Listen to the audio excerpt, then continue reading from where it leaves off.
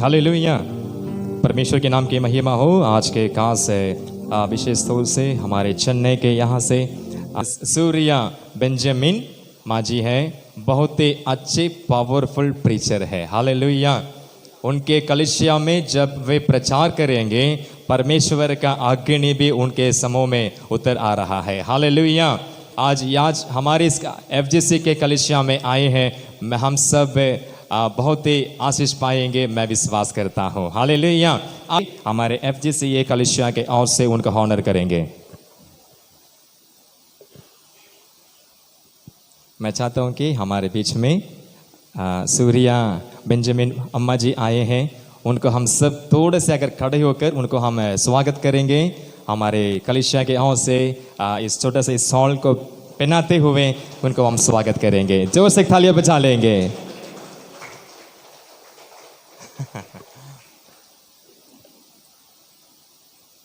और साथ ही साथ हमारे बीच में हमारे अंकल जी भी आए हैं, बेंजामिन अंकल जी, उनको भी हमारे कलीसिया के ओर से मैं स्वागत करना चाहते हैं।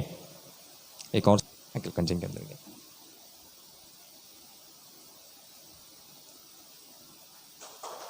जोर से तालियां बजा देंगे। Let us give a big clap to Mrs. Surya Benjamin Amma.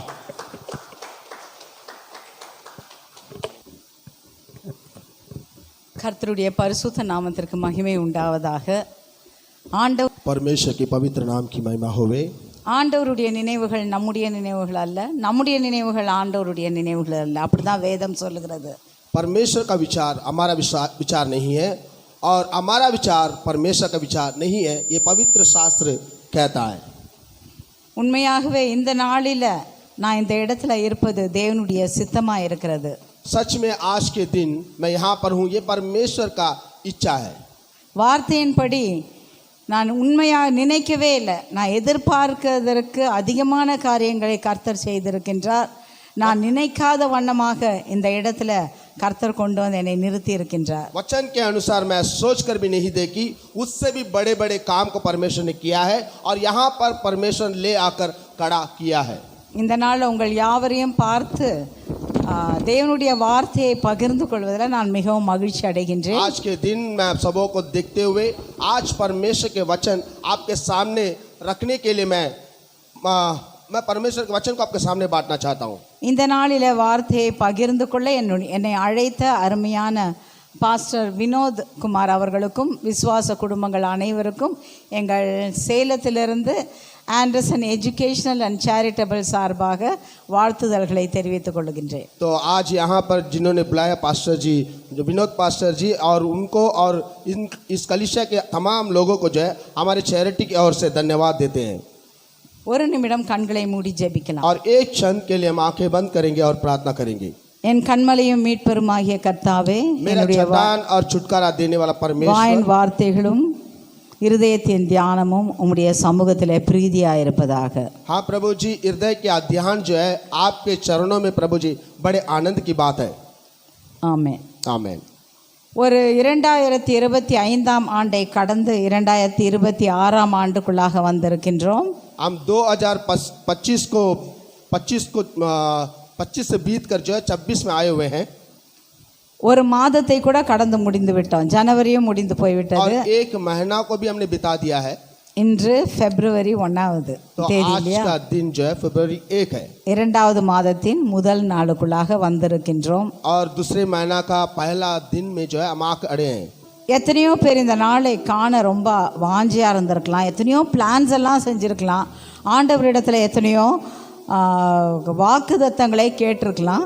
ஆனால் நமக்கு தேவன் நல்ல சுகம், பலன், ஜீவன், சந்தோஷம், சமாதானம் எல்லாவற்றையும் கொடுத்து இந்த நாளில் வைத்திருக்கிறாரு. அது என்ன அவருடைய நோக்கம்னு நமக்கு தெரியாது. तो कितने जन ऐसे हो सकते हैं जो इन दिनों को देखने के लिए तरसते होंगे, और प्रभु ने हमें इस दिन को देखने के लिए हमें सहायता किया, मदद किया, इसलिए प्रभु को हम धन्यवाद देंगे। ஆண்டவர் என்னுடைய வாழ்க்கையில், என்னுடைய குடும்பத்தின் வாழ்க்கையில் செய்த சில காரியங்களின் மூலமாக, விசேஷித்த விதமாக எங்களை நடத்தின விதத்தின் மூலம், அதுதான் என்னோட என்ன பேசினார் இந்த வருடத்தில், அல்லது போன வருடத்தில் எப்படி நடத்தினார் அந்த ஒரு சாட்சியை மட்டும்தான் நான் இந்த நாட்களில் சில வார்த்தைகளின் மூலமாக உங்களிடத்தில் பகிர்ந்து கொள்ள ஆசைப்படுகின்றேன். तो कुछ ऐसे बातों को मैं आपके सामने रखना चाहता हूँ जो मेरे जीवन में घटी है और परमेश्वर मेरे जीवन में जो किया है वो गवाह के रूप में जो है आपके सामने रखते हुए, कुछ परमेश्वर के वचन को भी आपके सामने रखते हुए मैं इस सभा को चलाना चाहता हूँ. ஒவ்வொரு வருடமும் துவங்கும் போது நம்ம வாக்குத்தத்தத்தை பெற்றுக்கொள்ளுகிறோம். ஆசீர்வாதத்தை ஆண்டவரிடத்துல கேட்கிறோம். ஆண்டவரும் ஆசீர்வாதத்தை கொடுக்குறாரு. சில அந்த ஆசீர்வாதத்தின் ஒரு பகுதியை மட்டும்தான் நம்ம எடுத்துக்கொள்ளுகிறோம், அடுத்த பகுதியை நம்ம விட்டு விடுறோம். तो हर एक दिन जब हम सोने के लिए जाते हैं उस समय परमेश्वर की वाचा को जो है हम ले लेते हैं और कुछ वाचा को जो है हम अपने आप में ग्रहण कर लेते हैं और कुछ वचन को जो है हम छोड़ देते हैं. கடந்த வருடத்தில் சில கஷ்டமான ஒரு காரியங்களை நாங்கள் கடந்து வர நேரிட்டது. அந்த ஆண்டு और पिछले दिनों में जो है ऐसे कुछ कष्ट जो मार्ग से जो है आने का कुछ कष्ट मार्ग से जो है गुजरना पड़ा मुझे. அங்கிள் ரொம்ப ஃபிட்டாக இருக்காங்க, அதனால் எங்களுக்கு எப்போதுமே ரொம்ப சந்தோஷம். ஏன்னா எப்போதுமே regular walking, regular food, regular time எல்லாமே ரெகுலராக இருக்கும். அதனால் நான் தான் அடிக்கடி கொஞ்சம் சிக்காயிடுவேன் நான். तो अंकल जो है हमेशा ही फिट रहते हैं क्योंकि वो सदा ही जो वॉकिंग जाते हैं, अपने भोजन पर बड़े ख्याल रखते हैं. मैं सिर्फ जो है कभी कभार जो है बीमार पड़ जाती हूँ. எப்போதுமே ட்ராவல் பண்ணிகிட்டே இருப்பாங்க. அவங்க ரிட்டையர் ஆகிட்டா கூட அவங்களோட வாழ்க்கையில் ஒரு விதமான ஊழியம், நம்மளை மாதிரி பேச மாட்டாங்க அதிகமாக, ஆனால் கிரியையில் பல இடங்களுக்கு நான் மணிப்பூர், வெஸ்ட் பெங்கால், நார்த் ஈஸ்ட் எல்லா பகுதிகளிலும் சென்று அவர்கள் வெட்டினரி டாக்டராக இருந்து ரிட்டையர் ஆனதுனால கேட்டில் ட்ரைனிங் அண்ட் கேம்ப்பு போயிட்டு வருவாங்க.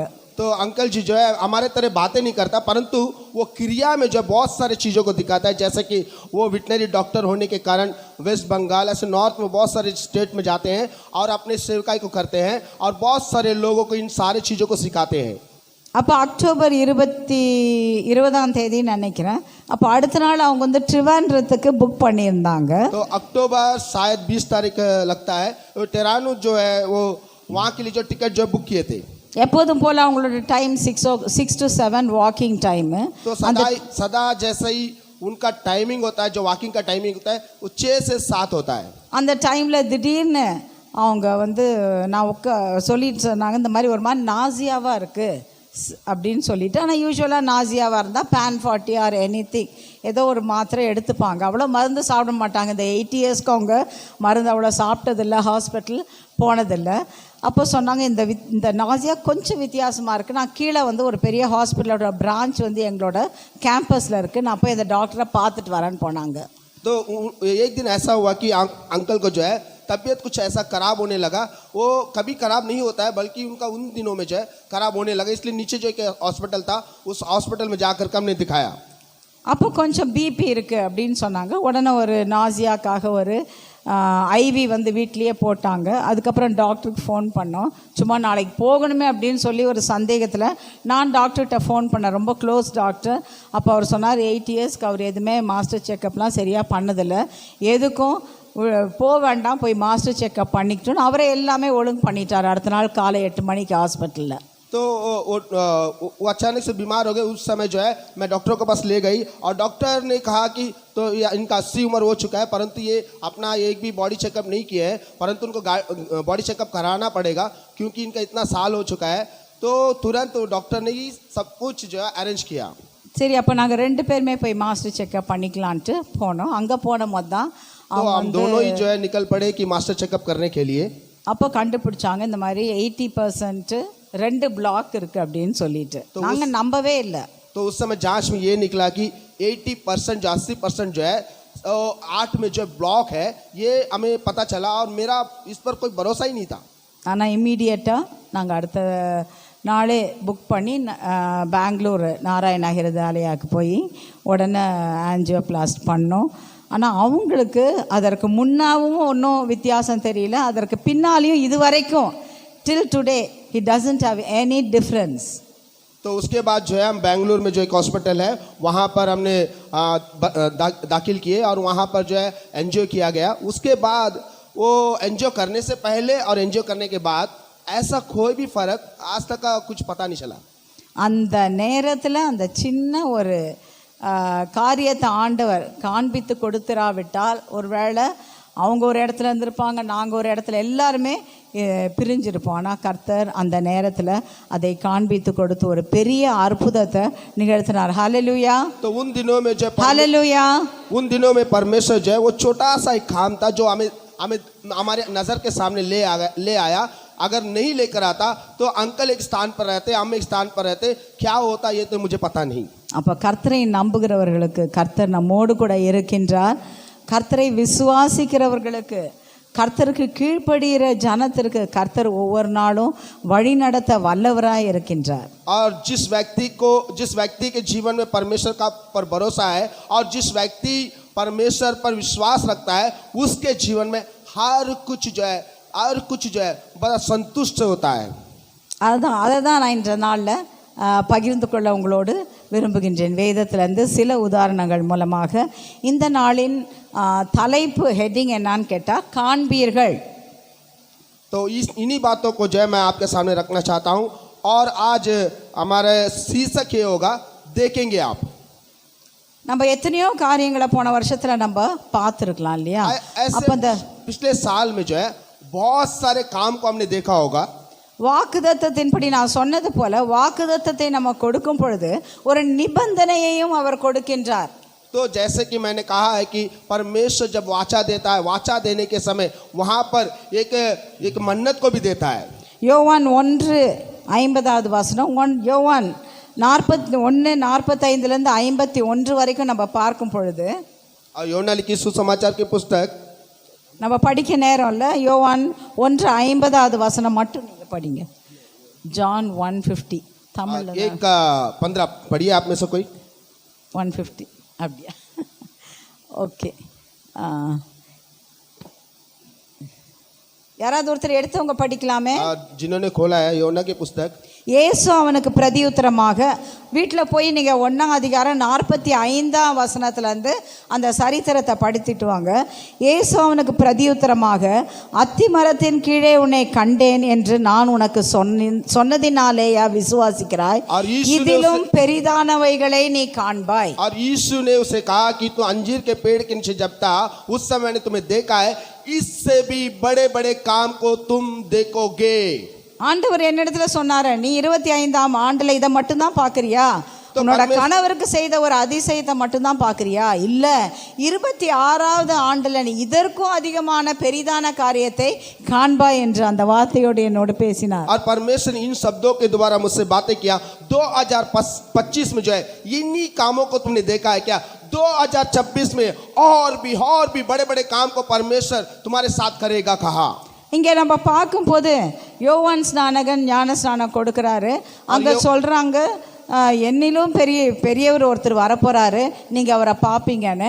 அடுத்தது இன்ட்ரடக்ஷன் கொஞ்சம் சேர்த்து சொல்லிடுறேன். योना 32वां देने वाला ने कहा, वो 32वां देता है और कहता है मुझसे भी बड़ा एक आएगा, उसे आप लोग देखेंगे, ऐसे उसने कहा.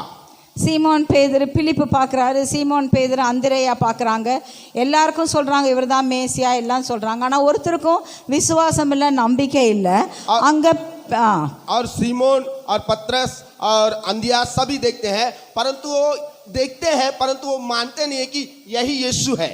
45ஆம் வசனத்தில் பிலிப்பு நாத்தான்வேலை கண்டு, நியாயப்பிரமாணத்திலே மோசேயும் தீர்க்கதரிசிகளும் எழுதியிருக்கிறவரை கண்டோம், அவர் யோசேப்பின் குமாரனும் நாசரேத்தூரானும் ஆகிய இயேசுவே என்றான். और वहाँ पर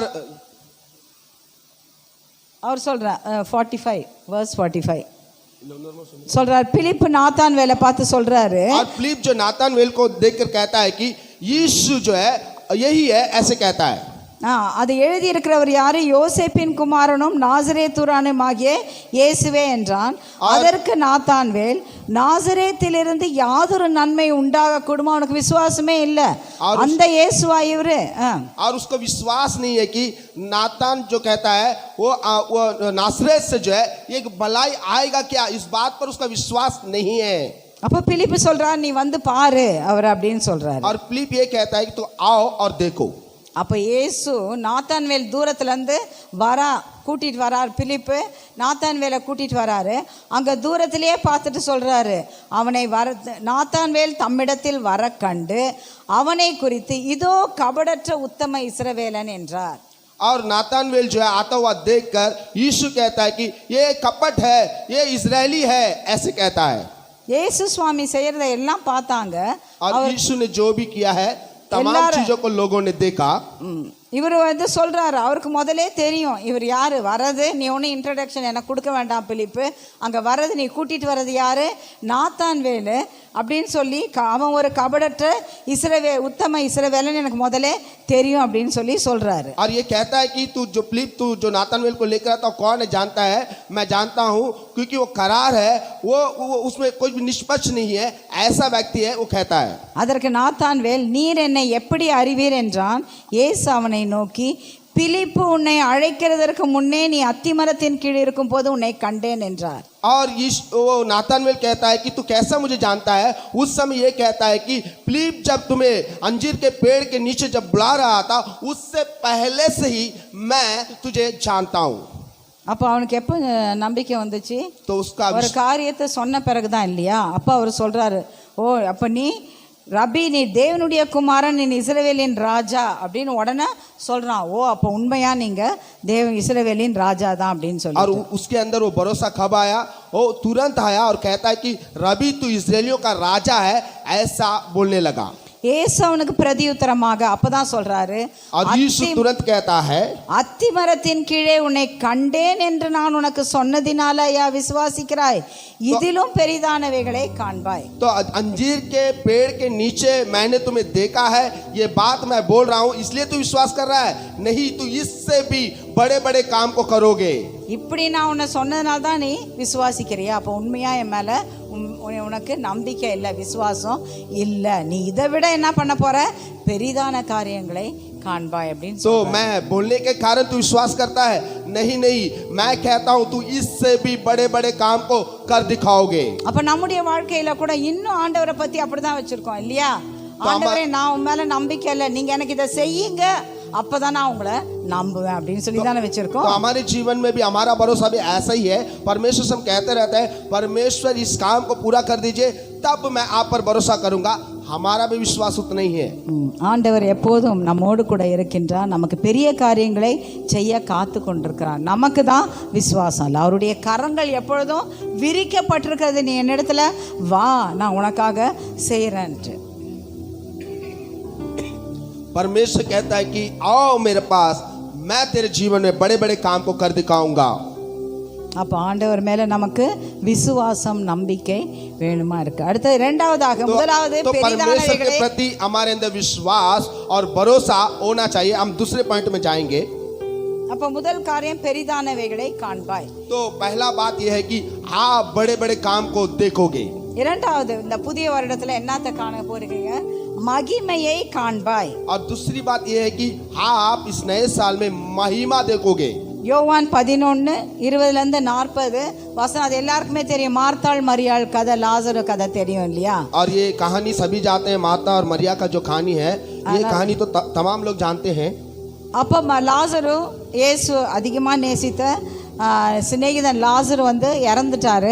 அப்போ மார்த்தாளும் மரியாளும் உட்காந்து அழுறாங்க. எல்லாரும் சொல்கிறாங்க, ஆண்டவர் இங்கே இருந்திருந்தா அவர் என்ன பண்ணியிருக்க மாட்டார், மரித்திருக்க மாட்டார். அவங்களும் நினைக்கிறாங்க ஏசப்பா இப்போன்னு பார்த்து தூரமாக இருக்காரு அப்படின்னு சொல்லிட்டு. तो वहाँ पर लाजरुस जो है मर गया है और उस समय माता और मरिया जो रो रहे थे और वो लोग ये कहते हैं कि यीशु शायद यहाँ पर होता तो मेरे भाई यहाँ पर नहीं मरता, ऐसे वो लोग कह रहे थे. லாசரு இறந்துட்டார் அப்படின்னு சொல்லி கேள்விப்பட்ட பிறகும் ஆண்டவர் 2 நாள் அங்கே தங்கிட்டு தான் வராரு. திரும்பி அந்த ஊருக்கு வராரு, மார்த்தாளை பார்க்க வராரு, மரியாளை பார்க்க வராரு. அந்த இடத்துல மட்டும்தான் சொல்லப்பட்டிருக்கிறது இயேசு கண்ணீர் விட்டார். तो वहाँ पर लाजरुस मर गया है. कब्र पहुँचने के बाद भी और यीशु मसीह जो है 2 दिन के बाद वहाँ आता है. वहाँ पर ये लिखा है यीशु रोया. அப்போ இயேசு கண்ணீர் விட்டார் அப்படின்னு சொன்னா அப்போ எவ்வளோ நெருங்கியவங்களா இருந்திருக்கணும் இல்லையா? லாசரு, மார்த்தாள், மரியாள் மிகவும் நெருங்கியவங்களா இருந்ததுனால தான் இயேசு கண்ணீர் விட்டார். तो அந்த यहाँ இடத்துல. देखिए यीशु रोया, अगर वहाँ लिखा है तो ये देखिए कि वो कितना करीब था होगा, मार्था मरिया कि कितना करीब था होगा, यीशु रो पड़ा। அப்போ கல்லறைக்கு கூட்டிட்டு போறார் வாங்கன்ட்டு கல்லறைக்கு போறாங்க. அங்க போய் நீ மறுபடியும் லாசருவ பாப்ப உயிரோடு எழுப்புன்னு சொல்றாரு. அப்ப என்ன சொல்றாங்க மார்த்தாள் மரியாள், என்ன சொல்றாங்க, இறந்து எத்தனை நாள் ஆயிடுச்சு, 4 நாள் ஆயிடுச்சு, நாரி போயிருக்குமே, எப்படி உயிரோட வர முடியும் அப்படின்னு சொல்லி கேக்குறாங்க. तो उस समय यीशु को जो है उस कब्रिस्तान पर ले जाते हैं और ये कहते हैं कि ये कैसा जी उठेगा, ये तो मरकर 4 दिन पूरा हो गया है, ये कैसे जी उठ सकता है। அப்ப யோவான் 11:40 வசனம் என்ன சொல்லுது? और तो यूहन्ना के 11 का 40 क्या कहता है, இயேசு மார்த்தாளை நோக்கி और நீ यीशु விசுவாசித்தால், और यीशु मार्था को देखकर कहा, अगर तू विश्वास करेगी தேவனுடைய மகிமையை காண்பாய். परमेश्वर की महिमा को देख पाओगी। அப்ப அவ்வளவு பழகி கூட அவங்களுக்கு என்ன இல்ல, ஆண்டவர் மேல விசுவாசம் இல்ல. அப்ப ஒன்னு சொல்றாரு, यहाँ देखिए वे लोग इतना करीब थे, इतना उनके साथ अपने संबंध को जोड़ रखे, तब भी उनके अंदर विश्वास नहीं था। அப்ப அங்க அந்த நிபந்தனை என்ன, நீ விசுவாசிக்கணும், விசுவாசித்தால் மட்டும்தான் என்ன செய்வ, தேவனுடைய மகிமையை காண்பாய். तो बात ये है, तो परमेश्वर पर विश्वास रखना है, परमेश्वर पर विश्वास को रखने से ही आप परमेश्वर की महिमा को देख सकेंगे। அதை நம்ம எடுத்துக்க மாட்டோம் இல்லையா, அந்த பகுதியை மட்டும் எடுத்துக்க மாட்டோம். நம்ம என்ன பண்ணுவோம், மகிமையை காண்பாய் அதை மட்டும் தான் எடுத்துப்போம். यहाँ देखिए हम उस भाग को नहीं लेंगे, परंतु उस वचन के छोटा सा एक भाग को ले लेंगे, परमेश्वर की महिमा को देखोगे, उस भाग को केवल ले लेते हैं। அப்போ கர்த்தர் மேல் நமக்கு விசுவாசம் தேவை. விசுவாசம்னா என்ன, எபிரேயர் 11:1 சொல்லுகிறதுபடி நம்பப்படுகிறவர்களின் உறுதியும் நம்பப்படுகிறவைகளின் உறுதியும் காணப்படாதவைகளின் நிச்சயமாய் இருக்கிறது. அதுதான் விசுவாசம். அப்படிப்பட்டதான விசுவாசம் நமக்குள்ள இருக்கும் பொழுது மட்டும்தான் கடவுளுடைய மகிமையை நாம் காண முடியும். यहाँ देखिए तो परमेश्वर पर विश्वास करने के लिए हमें क्या चाहिए, परमेश्वर पर विश्वास करने के लिए, परमेश्वर की महिमा को देखने के लिए हम जो है परमेश्वर पर विश्वास करना है, उस पर भरोसा रखना है। மூன்றாவதாக तीसरी बात, चरण 3 சங்கீதம் 128 और भजन संगीता 128 को देखेंगे 4, 5, 6 वचनங்களை பார்க்கும் பொழுது, और 5, 6, 7 इन तीनों वचन पर जब देखते हैं,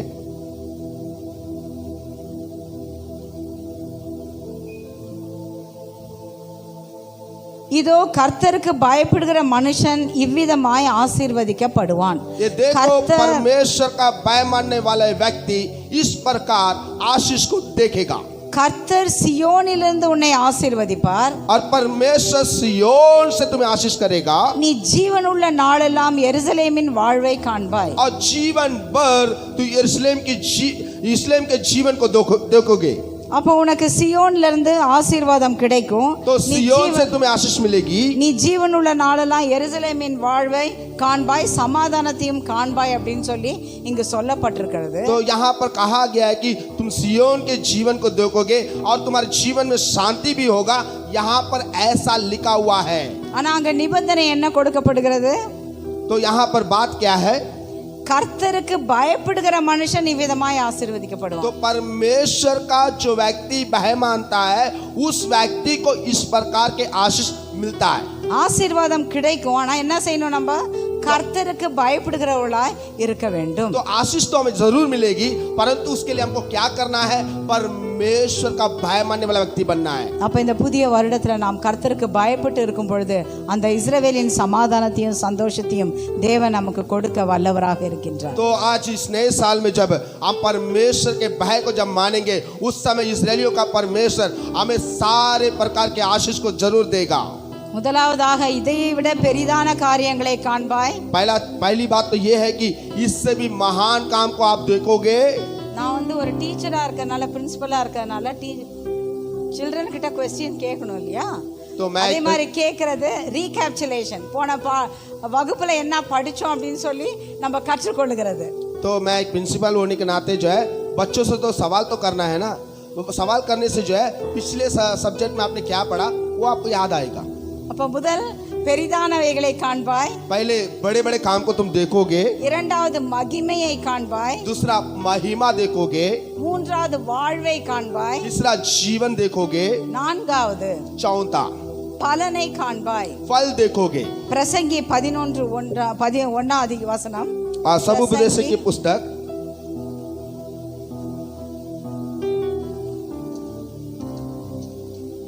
உன் ஆகாரத்தை தண்ணீர்கள் மேல் போடு, அநேக நாட்களுக்கு பின்பு அதன் பலனை காண்பாய்.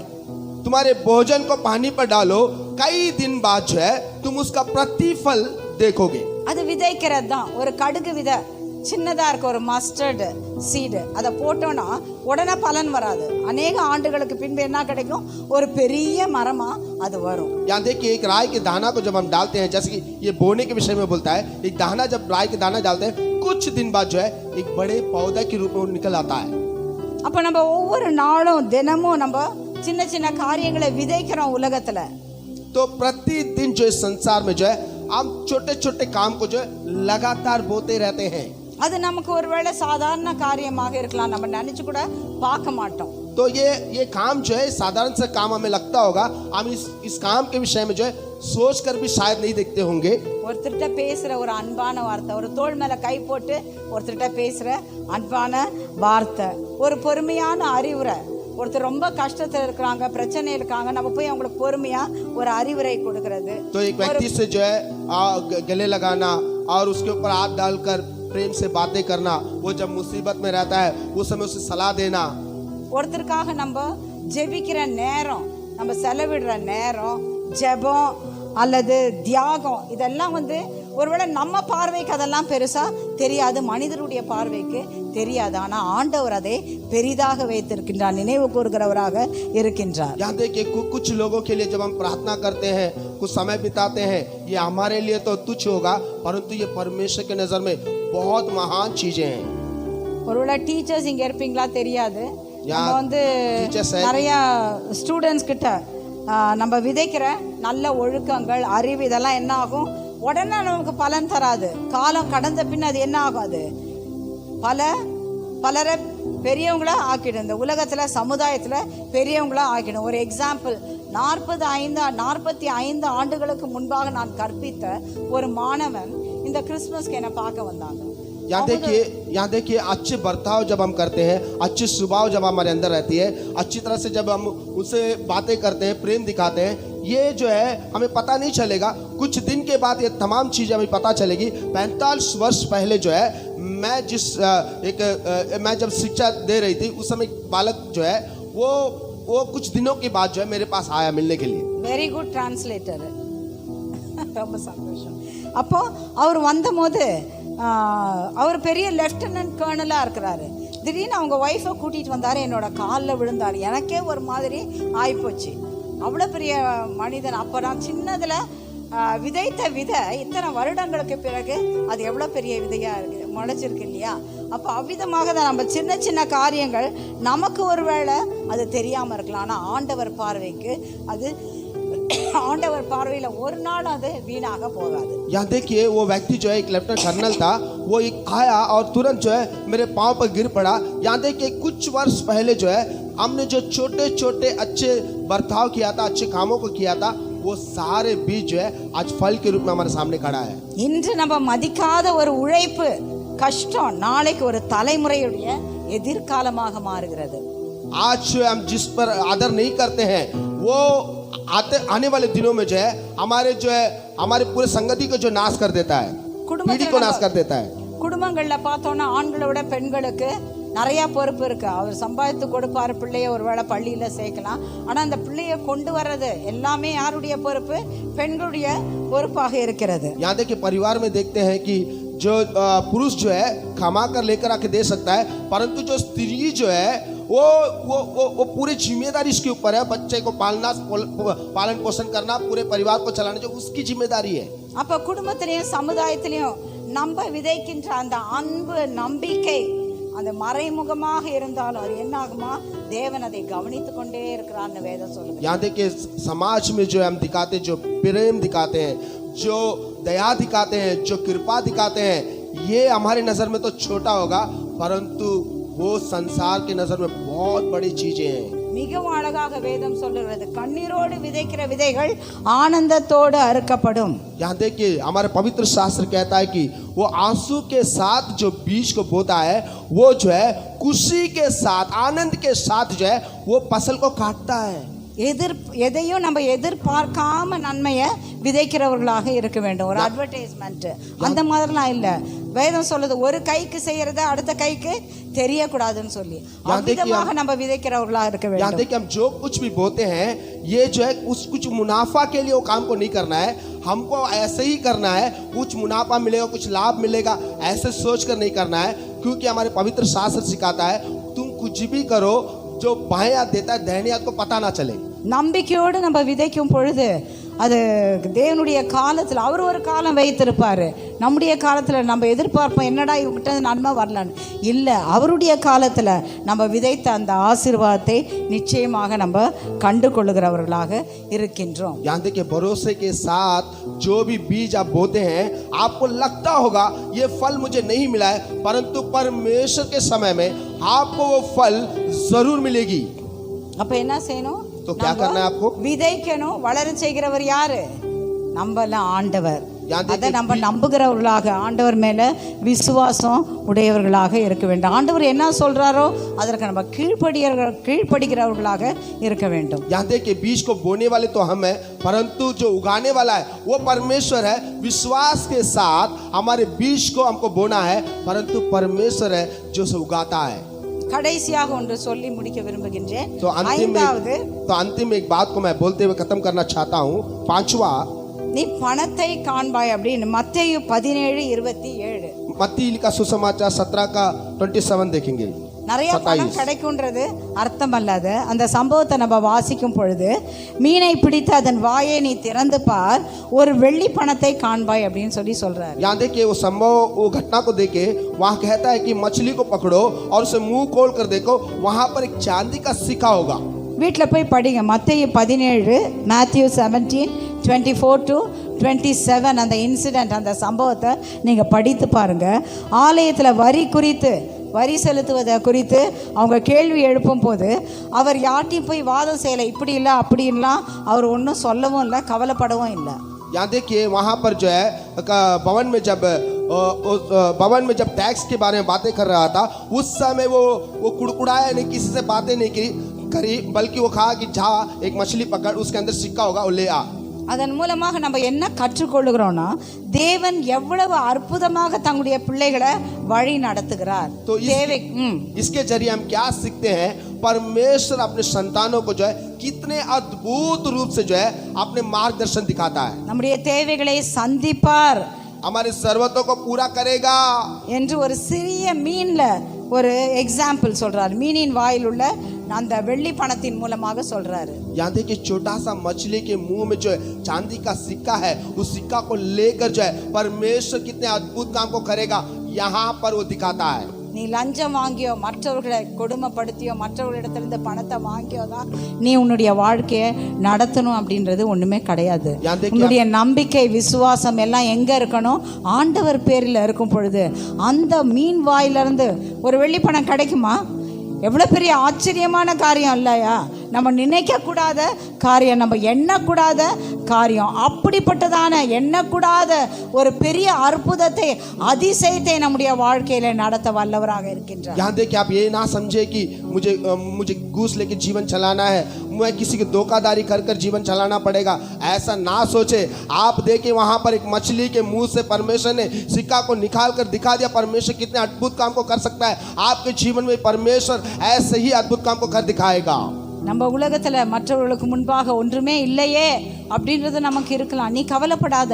ஆண்டவர் இங்கே ஒரே ஒரு காரியத்தை மட்டும், உனக்கு பொருளாத கவலை இருக்கலாம், பிள்ளைகளை எப்படி நான் எதிர்காலத்தில் கொண்டு வர முடியும், எனக்கு ஒன்றுமே இல்லையா அப்படின்னு உனக்கு உடல்ல மன அழுத்தங்கள் உனக்கு இருக்கலாம். ஆனால் இயேசு சொல்கிற ஒரே வார்த்தை, ஒரே செய்தி என்னன்னா, நீ என்னுடைய மகன், நீ என்னுடைய மகள், நீ எதை குறித்துமே கவலைப்படாத, நான் உன்னோடு கூட இருக்கிறேன், உனக்கு நான் எல்லாவற்றையும் செய்வேன். உன்னுடைய தேவைகளே உன்னுடைய வாயின் வார்த்தைகள் எழுவதற்கு முன்னதாகவே, உன்னுடைய மனதில் எண்ணங்கள் எழுவதற்கு முன்னதாகவே நான் உன்னை அறிந்திருக்கிறேன் என்று சொல்றேன். यहाँ देखिए परमेश्वर कहता है कि तुम्हारे मुंह से शब्द निकलने से पहले ही तुम्हारे सोच विचार को मैं जानता हूँ। तुम्हारे सोच क्या है, तुम्हारे विचार क्या है, तुम्हारी जरूरत क्या है, तमाम चीजों को तुम्हारे जीवन में मैं पूरा करूंगा। तू मेरे बातों को मान। இந்த இடத்துல விசுவாசம் நம்பிக்கை மட்டும் அல்ல, இன்னும் ஒரு காரியத்தை நம்ம கற்றுக்கொள்கிறோம். என்னன்னு கேட்டா கீழ்ப்படிதல். यहाँ पर देखिए केवल विश्वास और भरोसा केवल नहीं, यहाँ पर और एक देखते हैं आज्ञाकारी, இம்ப்ளிசிட் ஒபீடியன்ஸ். ஒரு கேள்வி கூட இல்ல, அவன் சொன்ன உடனே போய் வாயத்த என்ன சாமி போய் வாய திறந்தா இல்லை பணம் கிடைக்குமா அப்படின்னு அவன் கேட்கல. உடனே என்ன பண்ண போய் பார்த்தான், அதை எடுத்து நீ 7 பேர் 8 பேருக்கு கொடுன்னு சொன்னார். यहाँ देखिए वहां पर एक भी सवाल उसने नहीं किया, सीधा परमेश्वर जैसे कहा मछली के मुंह खोल के वो सिक्का लेकर तुरंत गया और सिक्का लेकर आया। वहां पर परमेश्वर का आज्ञाकारी बना।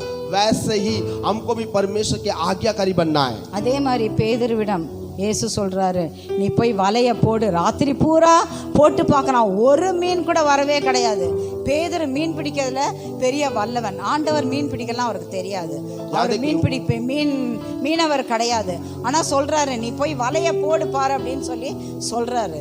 यहाँ देखिए परमेश्वर जैसा कहता है तू जाल लगा, वहां पर मछली मिलेगी जैसे कहता। परमेश्वर मछुआरा नहीं था, परमेश्वर मच्छी पकड़ने में बड़ा सियाना नहीं था, बल्कि पतरस सियाना था। पतरस मछुआरा था और पतरस ने परमेश्वर की बातों को सुनी और ऐसे ही उस काम को अंजाम दिया। ஒரு வார்த்தை கூட சொல்லல, சாமி நான் ராத்திரி எல்லாம் தேடினா ஒரு மீன் கூட கிடைக்கல, இப்ப என்ன நீங்க சொல்றீங்க நான் போய் போட்டா கிடைக்குமா? இல்ல நீ போய் போடு அப்படின்னு சொன்னாரு. உடனடியா என்ன பண்ணா கீழ்ப்படிதான். That is called implicit obedience. ஒரு கேள்வி இல்லாம நம்ம பிள்ளைங்க கிட்ட ஒரு வார்த்தை சொல்லி பாருங்க, இப்போ 10 கேள்வி கேட்கும் இல்லையா? ஒரு வார்த்தை கூட ஆண்டவர்கிட்ட கேட்கல, சின்ன வார்த்தை கூட கேட்கல, இம்மீடியட்டா போய் கீழ்ப்படிதான். यहाँ देखिए पतरस जो है तुरंत परमेश्वर जैसे कहा जाकर जाल बिछा और तुरंत चला गया और एक सवाल भी नहीं कहा पूछा और तुरंत जाकर जाल बिछा दिया। परंतु हम अपने बच्चों को अगर छोटे से भी एक शब्द कह दे, वो 4 सवाल करता है, परंतु पतरस ने एक भी सवाल नहीं किया। परमेश्वर ने जैसे कहा वैसे ही जाल को बिछाया। वैसा ही हमको भी जो है आज्ञाकारी बनना है।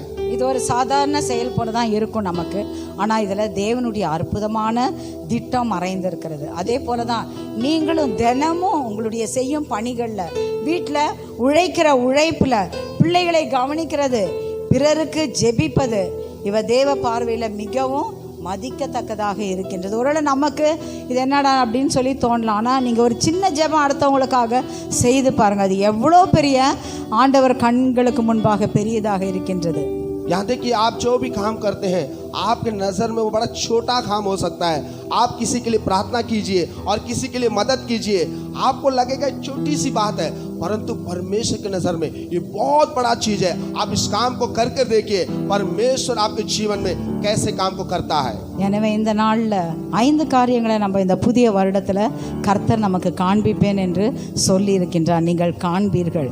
நீங்கள் 25ஆம் வருடத்தில் உங்களுக்கு செய்த எல்லா காரியத்தை விட இன்னும் பெரிதானவைகளை நீங்கள் காண்பீங்க, இன்னும் மகிமையானவைகளை நீங்கள் காண்பீர்கள். உங்களுடைய வாழ்வை நீங்கள் எருசலேமில் சமாதானத்தையும் சந்தோஷத்தையும் உங்களுடைய வாழ்க்கையில் காண்பீர்கள். உங்களுடைய வாழ்க்கையில் நீங்கள் செய்கிற ஒவ்வொரு காரியத்திற்கும் சோர்ந்து போகாதேங்கள், பலனை காண்பீர்கள்.